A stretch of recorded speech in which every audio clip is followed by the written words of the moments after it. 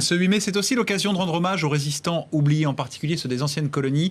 Une bande dessinée fait revivre ces anonymes morts pour la France. Igor Saïri, Nicolas Béard.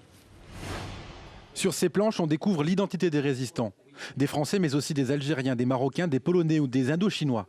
Cette BD, c'est leur histoire. Ces milliers d'indigènes de la Seconde Guerre mondiale que Kamel Moulef a découvert un jour en se plongeant dans les archives nationales. Et pour moi, la résistance, c'était Jean Moulin. Et je me suis aperçu qu'il n'y avait pas que Jean Moulin. Il y avait Jean Mohamed, Jean Mouloud, Jean Nguyen. Et aujourd'hui, je me suis dit, en faisant ce livre, on va peut-être sensibiliser les Français de souche et les Français de non-souche, parce que je ne sais plus comment se qualifier, et peut-être interpeller, je dirais, la République pour dire, ben voilà, on s'est battu. On apprend ainsi qu'ils ont été des milliers à mourir dans le maquis du Vercors ou de la Montagne Noire dans le Tarn, en défendant le drapeau tricolore contre les Allemands.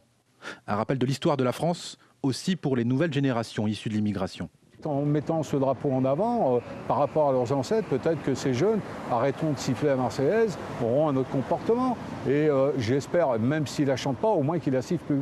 Résistance oubliée a évidemment une vocation politique, parce que son combat à lui, le cadre commercial franco-algérien amoureux de la patrie, c'est avant tout une reconnaissance officielle de ses ancêtres. Je ne pense pas qu'on les a complètement oubliés.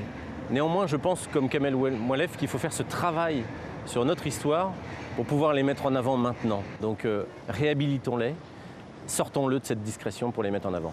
Résistance oubliée, préfacée par Jack Lang, pourrait se voir reconnue d'utilité publique et peut-être, qui sait, exposée dans tous les établissements scolaires de France.